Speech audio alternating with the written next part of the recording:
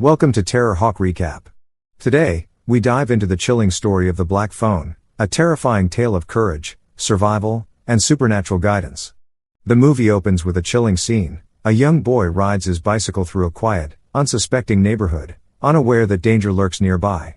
Suddenly, a black van screeches to a halt in front of him, and before he can react, he is snatched away.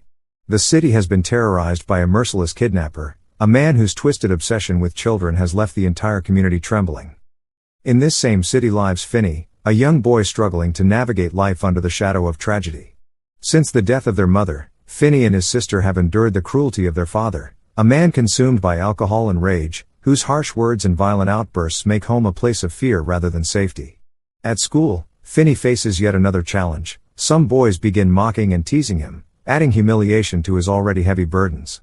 Just as the situation escalates, a mysterious boy intervenes, driving the bullies away and offering Finney a glimpse of hope.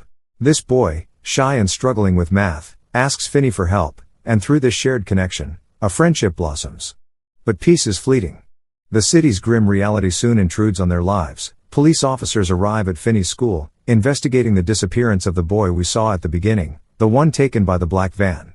In an extraordinary twist, they question Finney's sister, who reveals that she had a dream about the kidnapper carrying black balloons, a terrifying detail that matches the evidence exactly. It becomes clear that her dreams hold an unsettling power. What she envisions seems destined to come true. The authorities move to question Finney's father, but home is no refuge. In a display of anger and disbelief, he violently punishes his daughter, accusing her of lies and warning her never to speak of her visions again. Fear and anxiety weigh heavily on Finney and his sister, trapped not only by the city's horrors but also by the man who should protect them. Meanwhile, Finney's new friend faces his own nightmare. The black van appears outside the school, and before anyone can intervene, he is taken by the kidnapper, leaving Finney alone and vulnerable as the darkness tightens its grip. Back at school, Finney once again becomes the target of bullies, who corner and taunt him mercilessly. Just as the situation escalates, his sister arrives, defending him with fierce determination and driving the bullies away. After ensuring Finney is safe, she tells him to head home while she goes to a friend's house for the night, leaving him alone in the city's growing shadows. On his way home, Finney notices the ominous black van, the same vehicle responsible for snatching other children. The kidnapper is there, seemingly preoccupied, gathering something from beneath the van. When Finney steps closer, the man unexpectedly asks for his help. Trusting cautiously, Finney approaches, only for the kidnapper to reveal a cluster of black balloons and abruptly drag him into the van. The world spins, and Finney loses consciousness. He awakens in a dark, windowless room, completely sealed from the outside world.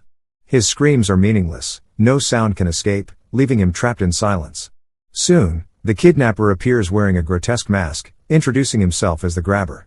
He reassures Finney that he will not harm him and then departs, leaving him in the strange, oppressive room.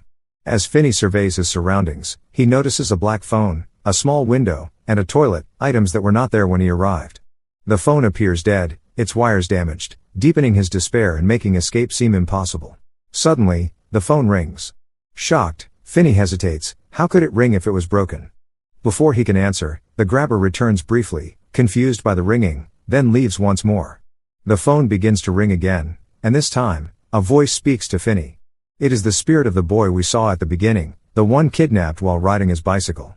He guides Finney, instructing him to remove a tile on the floor and dig a tunnel for escape.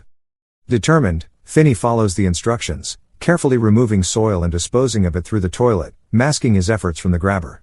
Meanwhile, back at home, Finney's sister experiences a vision, a dream revealing the grabber and Finney trapped. At the same time, the grabber brings Finney food, leaving the door slightly ajar. Just as Finney considers escaping, the phone rings again, forcing him to pause. The spirit of the boy speaks once more, offering guidance and hope, the only lifeline in a night filled with terror and uncertainty. The terrifying ordeal continues as Finney realizes the gravity of his situation. The boy on the phone, once his schoolmate, reveals a shocking truth. He is one of the countless souls of children who were taken by the grabber and never returned. These spirits communicate with Finney, guiding him and warning him about the dangers that lie ahead. They instruct him not to try escaping through the door, explaining that the grabber has deliberately left it open, setting a trap that would end him if he attempts to flee upstairs. Instead, the spirits provide a rope hidden in the room, showing him a way to reach the window and call for help. Finney finds the rope but struggles to reach the window, his hope mixed with fear. Meanwhile, back home, Finney's sister shares her visions with their father. She describes the horrific masked figure of the kidnapper and reveals the exact location where her brother is being held. For the first time, their father listens with concern and decides to help his daughter in locating Finney. Meanwhile, two officers continue their investigation, following leads that bring them to a man's house. Although the man claims ignorance and insists the grabber could not be living there, the truth is far more sinister. Unknown to him, the basement of his house is where the grabber keeps his victims. The man remains oblivious to the horrors orchestrated by his own brother, the monstrous grabber. Inside the basement, grabber delivers food to Finney, demanding his name. Terrified, Finney gives a false identity. Enraged, the grabber hurls the food aside and throws down a newspaper, which shockingly displays Finney's real name alongside news of his disappearance. He storms out in fury, leaving Finney trembling but alive. Once again, the black phone rings, and the spirit of the boy appears on the line. He reassures Finney that he has not yet been harmed, explaining that the grabber's twisted games are not over. The boy's spirit urges Finney to stay calm, stay clever, and play the game that will determine his survival. In this moment, hope and fear collide as Finney realizes that the fight to escape has only just begun. The stakes rise as the boy's spirit guides Finney, whispering that now is the perfect time to escape. Grabber is likely asleep, exhausted from his twisted games. He reveals a vital clue. The combination to the locked door is the number of Finney's own bicycle, scrawled carefully on the wall as a secret lifeline. With every heartbeat, Finney approaches the door, his hands trembling. Slowly, he opens it, but just as hope seems within reach, Grabber awakens. His masked presence is terrifying, and his dog's ferocious barking fills the basement, echoing like a warning. In a swift, terrifying motion, Grabber recaptures Finney, locking him away once more. The boy realizes the full extent of the grabber's cunning. There is no room for mistakes, no moment of carelessness. The boy's spirit calls again through the black phone, his voice urgent. He warns that Finney has less than a day to escape or he will meet the same grim fate as the others. There is a secret path, hidden behind a wall where a massive fridge stands. Following the instructions with shaking hands, Finney begins to break through the wall, moving inch by inch, dust and debris falling around him. He climbs into the fridge, thinking he has found safety, only to discover it is locked from the outside, leaving him trapped once again. Despair creeps in, and Finney feels the suffocating weight of helplessness. For a fleeting moment, he imagines the grabber's cruelty closing in, ready to end him like all the children before. But the spirits are not done. The phone rings again, and this time, it is the soul of the boy who once defended him at school. He instructs Finney to take the soil around him and fill the phone receiver, transforming it into a strange but powerful tool, one that could turn the tables on the grabber if used wisely. Each instruction is precise, each warning urgent, and Finney clings to it as his only hope. Meanwhile, outside, his sister rides through pouring rain, searching desperately for Grabber's house, guided by the vivid dream she had earlier. Her journey is fraught with fear, shadows loom, lightning illuminates the path, and the spirits of 5 boys appear before her, ghostly and sorrowful reminders of the grabber's victims. Terrified, she falls from her bicycle, her heart racing as she sees the house from her dream rise in front of her. Acting quickly, she calls the police, explaining the horrifying visions and giving them the critical location to intervene. Inside the house, Grabber's unsuspecting brother grows suspicious of his sibling's strange behavior. As he ventures into the basement, he discovers the horrifying truth. Finney is imprisoned there, alive but terrified. Shock and disbelief cross his face. He cannot comprehend the darkness his brother has harbored. But before he can rescue Finney, Grabber returns, his presence menacing and immediate. Every moment stretches with tension, the brother frozen in fear, Finney trapped, and the grabber looming with deadly intent. The room seems to close in, the air heavy with dread, leaving Finney caught in a terrifying balance between hope, fear, and survival. In this night of relentless terror, every heartbeat matters.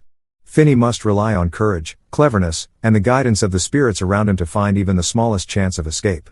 Each step, each decision, could mean the difference between life and death. The final showdown begins as Grabber makes his last attempt to end Finney. He ties his vicious dog to the door, intending to trap him, while closing in with deadly intent. Desperate, Finney darts around the basement, narrowly avoiding Grabber's grasp. In his frantic escape, he stumbles into a hidden ditch, a trap laid to ensnare him, but the spirits guiding him provide courage and clarity. Using the black phone as a weapon, Finney ingeniously wraps its cord around Grabber's neck, subduing the monstrous kidnapper. Even with Grabber incapacitated, the path to freedom is blocked by the dog. Thinking quickly, Finney throws a piece of meat, distracting the animal long enough to unlock the door with the password he had been shown. He steps into the open air, where police cars surround the property, responding to the call his sister had made. The officers are horrified to discover the full extent of Grabber's crimes. The house contains the bodies of children he had murdered, while the imprisoned victims had been hidden in another house directly across the street, revealing the twisted precision of his crimes.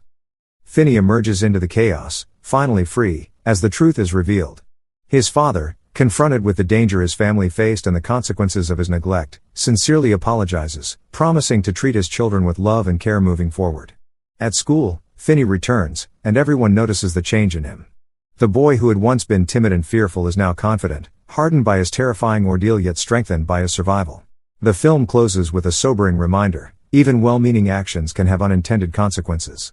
Finney's bravery and the sacrifices of those lost show the cost of trust and the danger of underestimating evil. In the end, courage, clever thinking, and the guidance of others, even from beyond, are what make survival possible. The story leaves audiences with both chills and a lasting sense of awe at Finney's resilience, marking a powerful conclusion to the terrifying ordeal.